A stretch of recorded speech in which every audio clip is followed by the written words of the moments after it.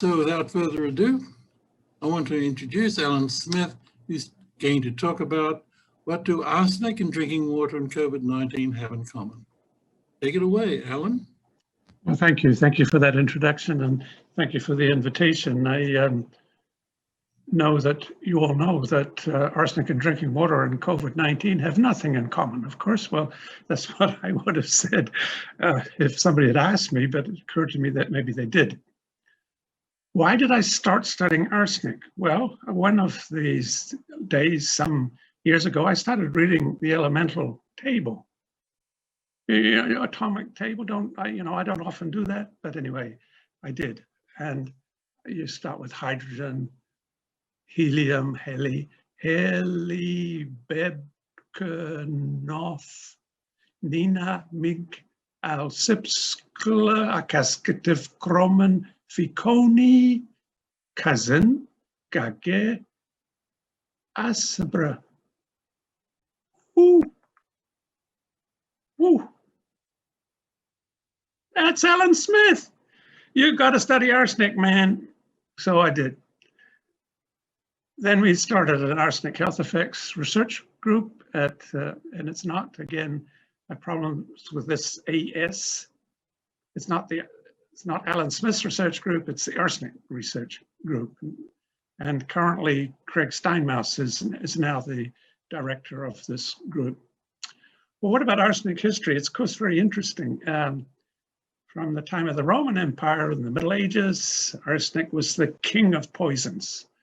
We couldn't see it, couldn't smell it, couldn't taste it. It was odorless, used widely.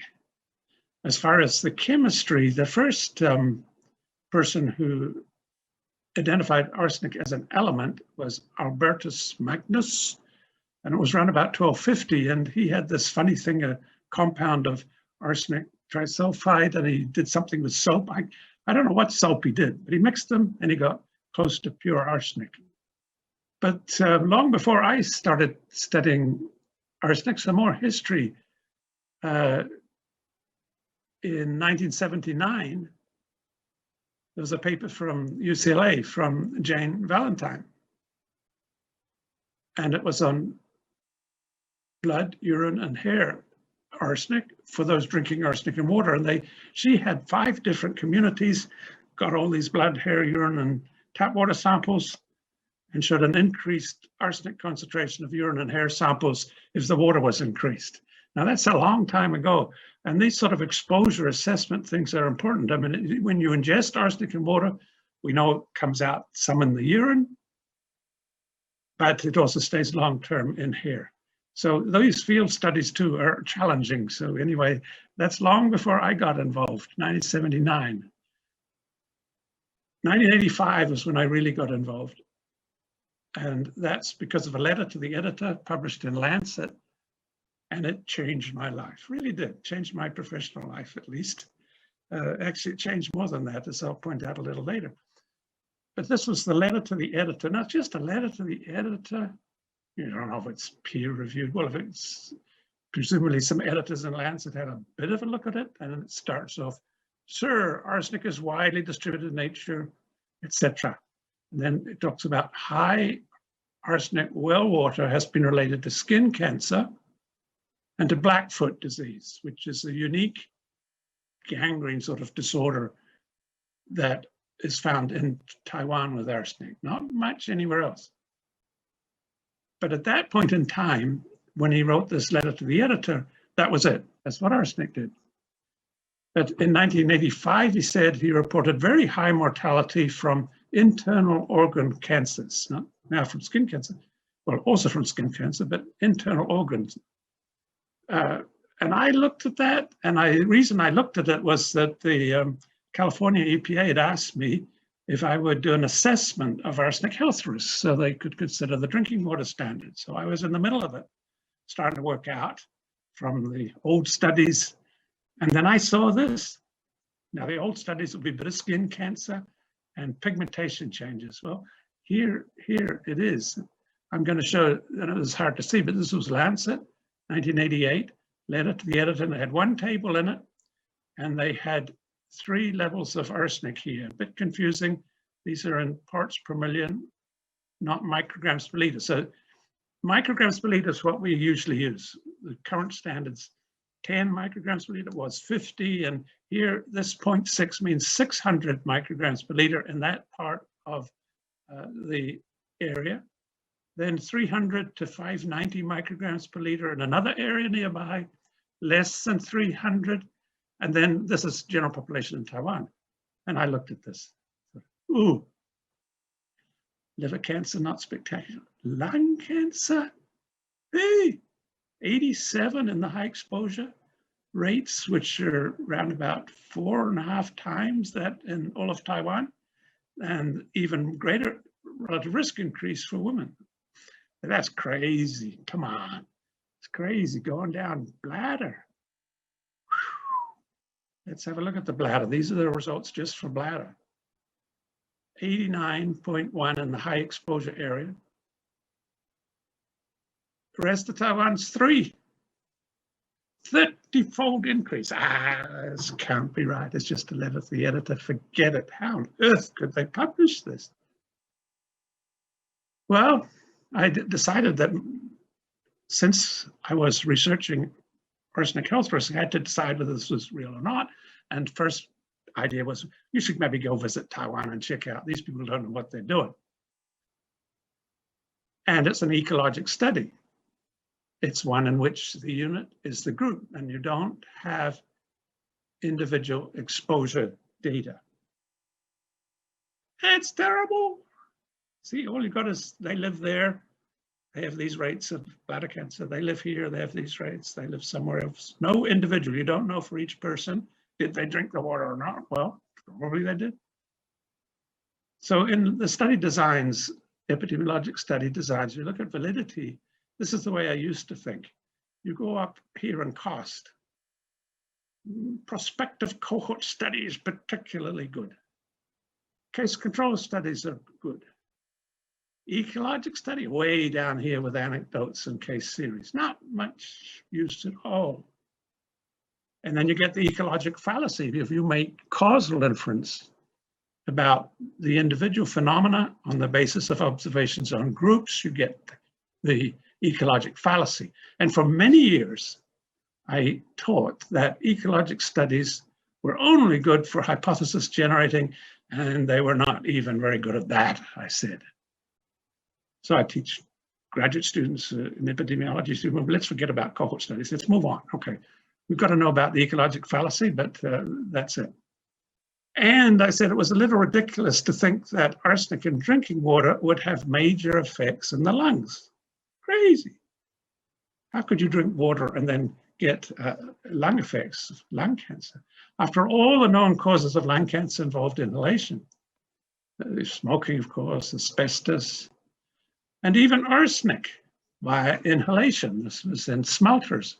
Smelting, often it was copper smelters, and there's arsenic in the ore, and arsenic was given off as fumes, and the workers inhaled it. So even arsenic via inhalation was. So how could it be in the drinking water, though? Didn't make sense. But this is the data from Taiwan just for lung cancer. Look at those trends for women and men. These are relative risks. The green here is all of Taiwan. The orange here is 800 micrograms per liter. Beautiful trends. Ooch, what are we going to do? Well, again, I thought of visiting Taiwan. Well, I said, well, let's look up who these investigators are. C.J. Chen was the name on the letter to the editor. So I started looking up about him. He obtained a master's degree in public health from the National Taiwan University, but then he received his doctorate of science in human genetics and epidemiology from Johns Hopkins. Ooh! Oh, this guy must have known about ecologic fallacy and all that. Not only did he have a master's degree, he had a doctorate of science. And from what is one of the leading public health universities in the world, ones in the country, in the world, I'd say. So that put that to rest. I thought, now you can't say he's an idiot, doesn't know what he's doing. So what do you do next? Well, what I did, and I'm so happy about it now, I said, now where else in the world do we have exposures like this? And I looked in the United States, there's some in Nevada, but not much. And then in Argentina. And this picture's from Argentina in the study we did there of lung cancer and bladder cancer. And what are they doing? Well, they look crazy. The one at the bottom here is holding and by where the water comes up from this well, but the well was defunct. We wanted to know whether this person using it 20, 30 years ago had arsenic in the water. So we had to get one of our staff to push the around, get some water samples, because we didn't want to know the current drinking water concentration. We wanted to know it 20, 30, 40 years before. Now that's pretty crude, right? But we tried and it sort of worked. We showed evidence there in Argentina. And of course, also found out through, this is Claudia Hoppenheim, who grew up in Argentina, and she pulled out articles in Spanish way before the Taiwan studies, way back in the 1940s, where in the Spanish literature, they were reporting in their area cases of lung cancer and bladder cancer. Amazing. Now, never published in the outside English literature. Well, that's Mary Lou Biggs helped with it. Omar Rey was the local, he was actually a pathologist who helped run this study with us there in Córdoba. Well, then we went to Chile. I actually heard about it at a meeting in Buenos Aires, and when I saw the data, I got on the next plane and flew to the north of Chile. Chile's way stretched out north to south. Here's region 2, where there is arsenic. Look, it's a beautiful place. Been so lucky getting to Chile to do work. Oh Lord, that's really something that you wouldn't expect. Wonderful Andes Mountains and the desert is just amazing. It's the driest desert on Earth. Driest location, inhabited, where people live. Desert on Earth, the location on Earth. That's not all dry. This is having a wonderful time in thermal pool. This water comes down from the Andes Mountains. This water has about 1,000 micrograms per liter of arsenic in it. Ooh, that's a bit dangerous. Well, you don't drink it, and it doesn't get through the skin much. So we used to go up there about once a week and sit there during the study period and contemplate the universe. Here's another part of the desert. There's water channels, canals. You notice one crosses the other. One of these has arsenic in it, the other doesn't. And they went to different towns, and that was part of the study we did. But the important part in Chile was the city of Antofagasta, population 200,000. Oh, wow, because in the villages in Taiwan and in Argentina and Córdoba, talking about much smaller numbers. And since it's the driest location, inhabited place on Earth, there's only one water source, no wells. One water source came down from the mountains. And in 1958 here, they changed the water to the whole city. They were growing and they needed different water. And not known to that time, their water suddenly went up to close to 900 micrograms per liter. Then they developed some symptoms. And in 1971, they installed the first major arsenic removal plant in the world to take arsenic out of the water. And then they improved it over the years. Well, this is wonderful. I mean, to an epidemiologist, it's a tragedy to them. But it was just wonderful. Here we knew exactly when it started, where it went, and they had no other water to drink. So it was like epidemiology heaven, as well as being a very nice place to visit. And what did we find? Well, here's just one slide. Lung cancer mortality, 89 to 93. Different age groups. And here, observed over expected. 4.2, 7.7, 2.6, 2.6, and men, 1.2, 8.1, 28.5. I'm sorry, observed over expected, 11.7, 5.9, all increased. Every single age group had a higher lung cancer mortality rate. And there we could be absolutely convinced that they were exposed. We knew what level they were exposed to. Mario Goicolea was one of the local people who worked on that. So then we pulled some of these findings together.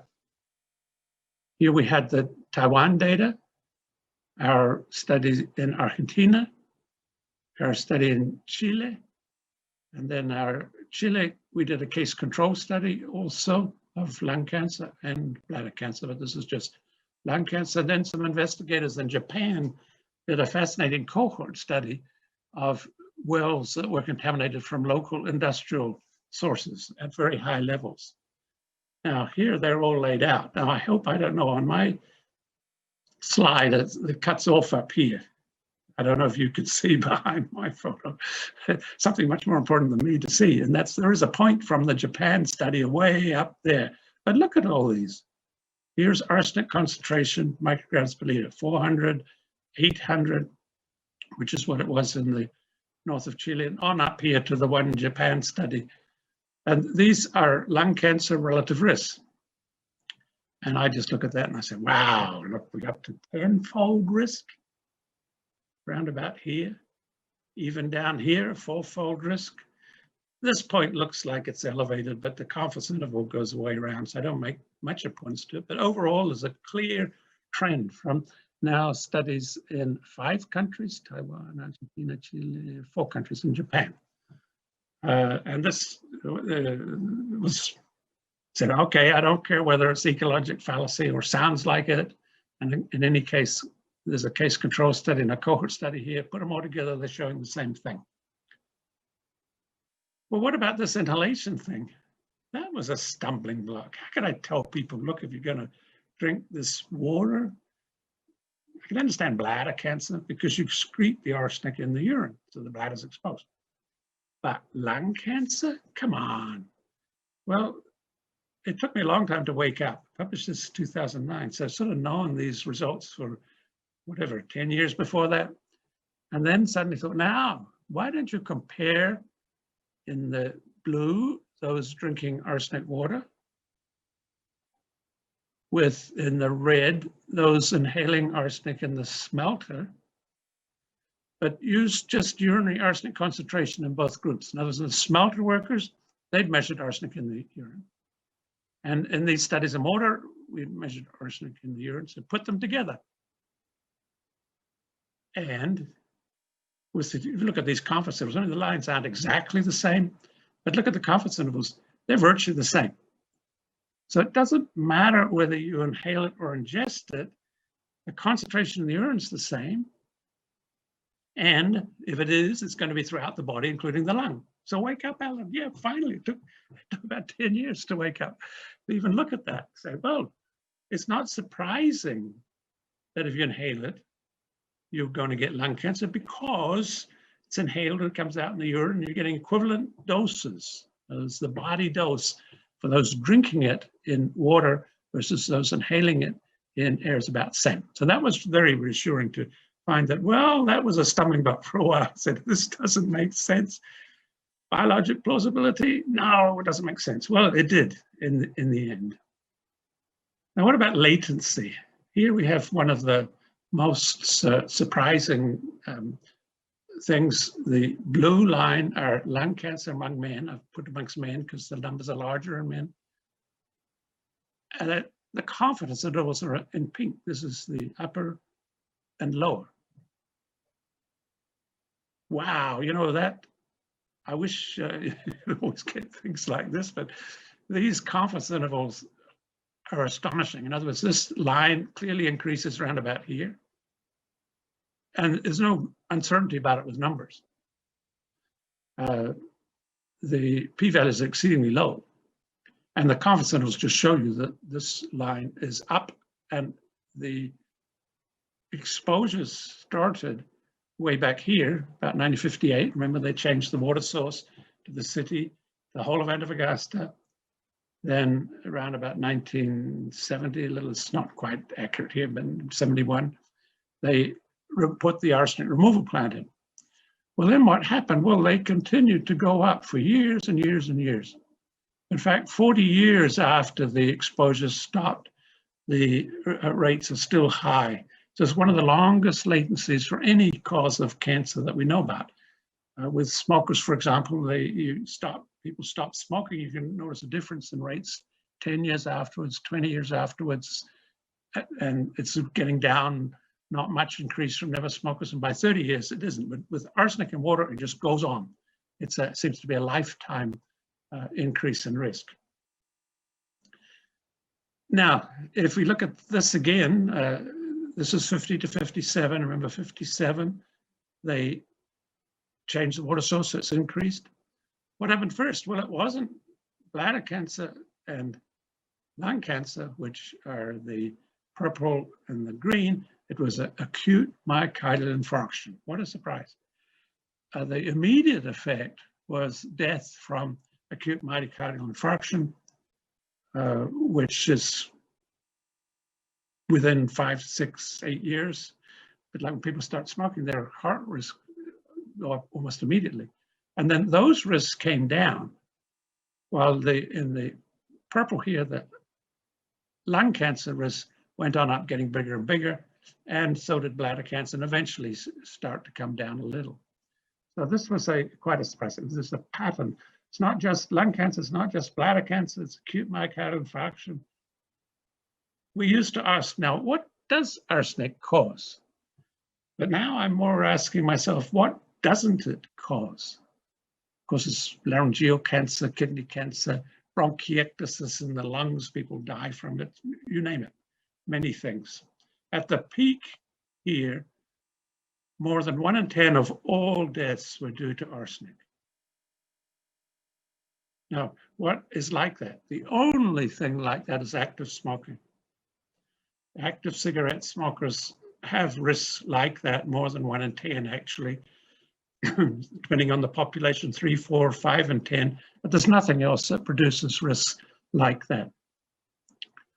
That's Ian who helped analyze the data. Arsenic in drinking water then results in the highest known toxic substance disease risk from any environmental exposure. It's not near, there's nothing close to it. So that was something that I hadn't expected to start with. Even when I first looked at those CJ Chen Lancet results, I knew the risk could be high, but not like this. So at that time, at the current standard of 50 micrograms per liter, in the US, this was the standard in much of the world, the lifetime risk of dying from cancer drinking 1 liter a day could be as high as 13 per 1,000.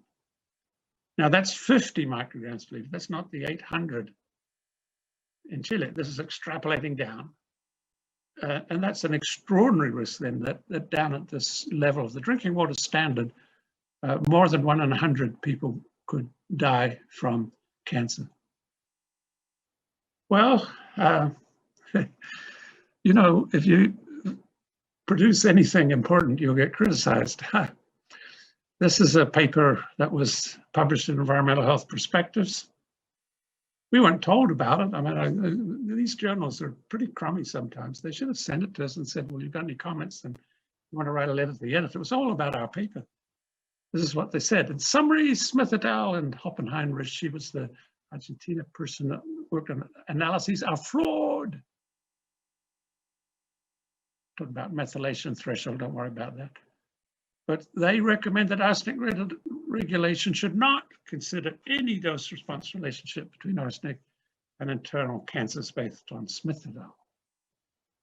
Now, this, it used to hurt me a bit when I used to get criticized. It does no longer.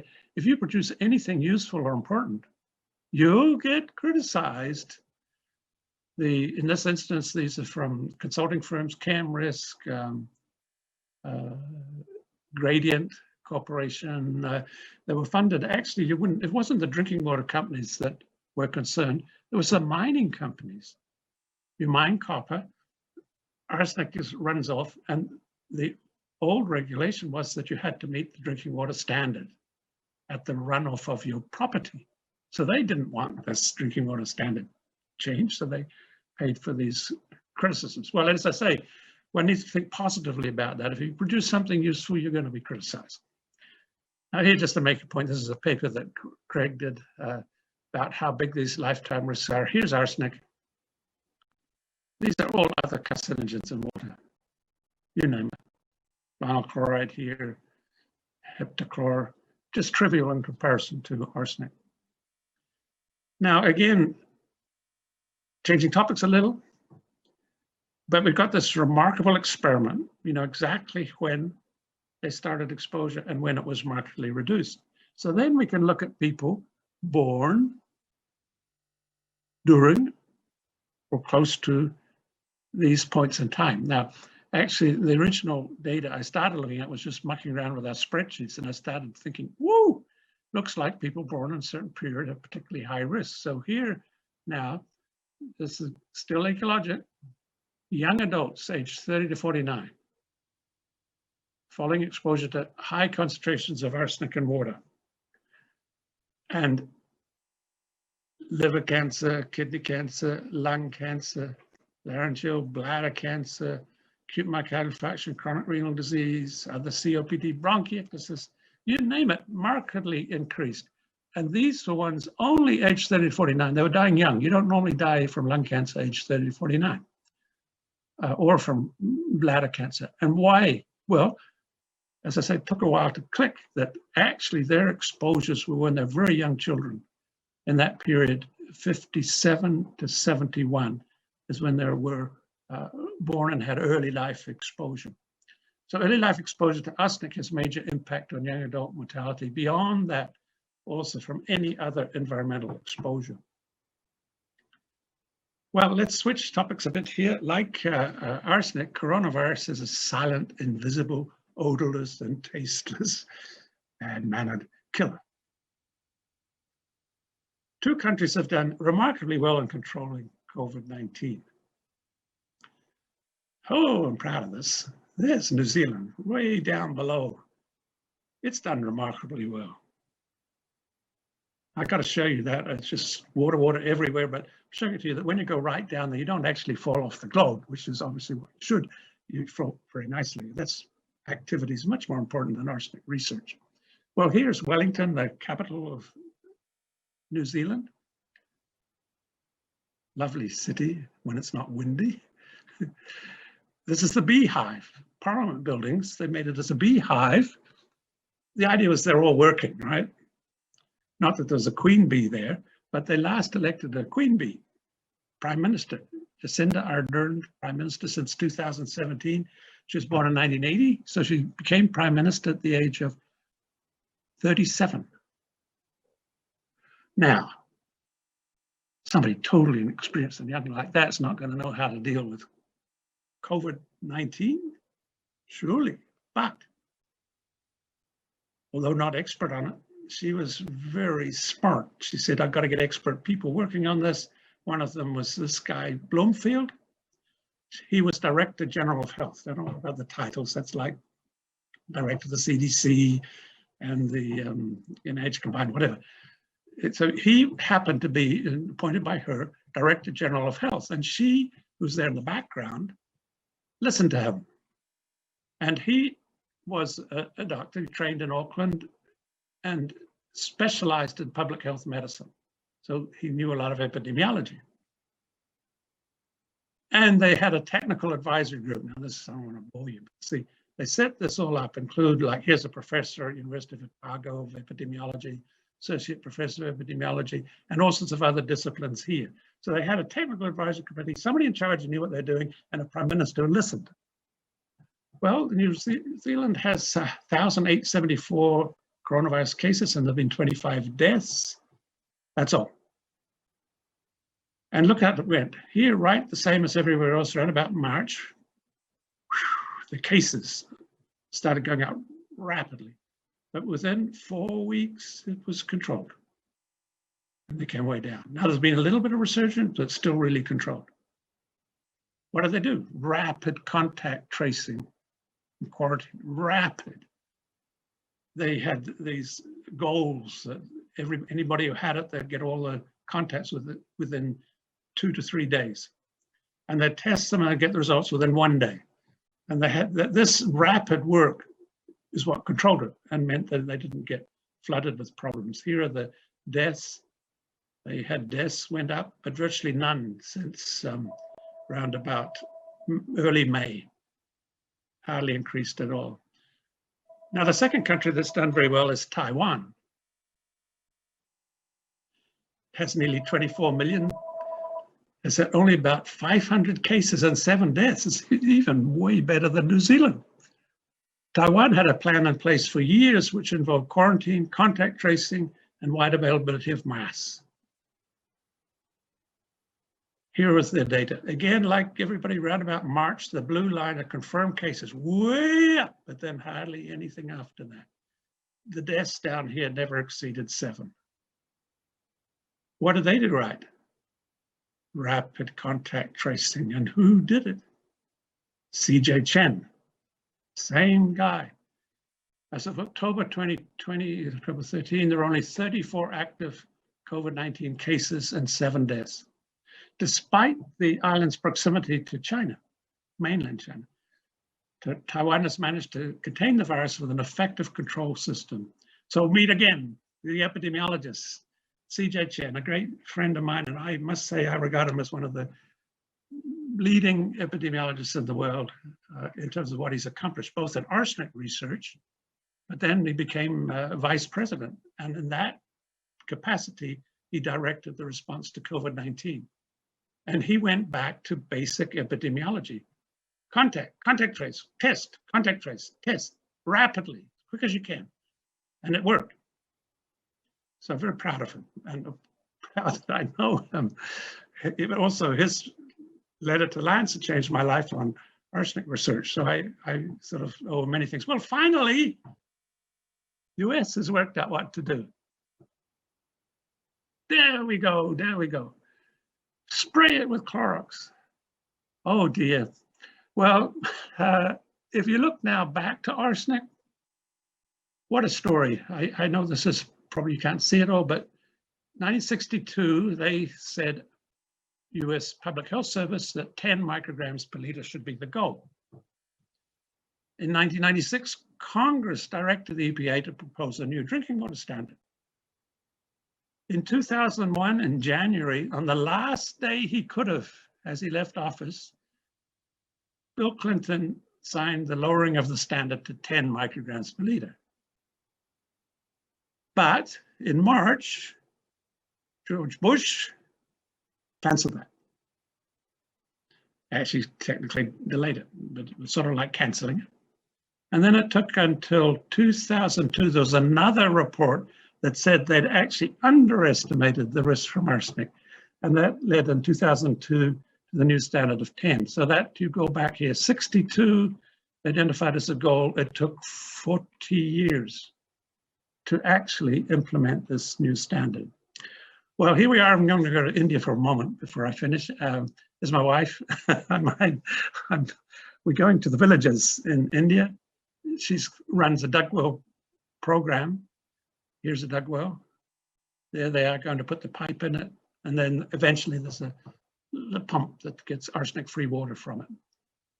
And then it's provides it for West Bengal, funded by private donors, and then you can get more information on it if you want. And I want to just say something about the intervention. It's so great to be involved with something to reduce exposure. We know what to do about arsenic in drinking water, but it's taken years to reduce exposure. 40, 50, we're still grappling with it. Many have slowly died. Some takes 30, 40 years later. And we have more to do to lower exposure. Now we know what to do about COVID-19, but if we delay and procrastinate, many more will suffer and many more will die rapidly. So that's my conclusion. I thank you for your attention. I think we go to questions now, right?